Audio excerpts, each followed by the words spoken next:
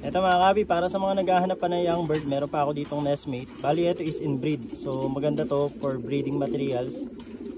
Pero naka genetic string band to, pwede nyo subukan ilaro din kasi medyo matututo pa to eh.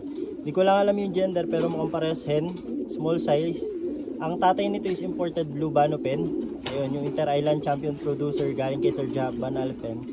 Ang nanay naman nito is Maui Basra cross dun sa imported blue Bano pen. Kaya inbreed to. Kumbaga 75% blue Bano pen to, 25% Maui Basra. Ayun, yung Maui Basra na yun, ayun yung full sibling ng first overall champion sa RMC One of Race South Race. Ayan, so ayan, sa mga interesado, PM na lang kayo, nestmate to. Mas maliit yung sukat nila. Ayan, hindi ko alam kung parehas hen to eh. Oh. Pero ang gender na lang natin para sigurado. Ayan. So dalawang inbreed blue Bano pen na blue bar 5 of color.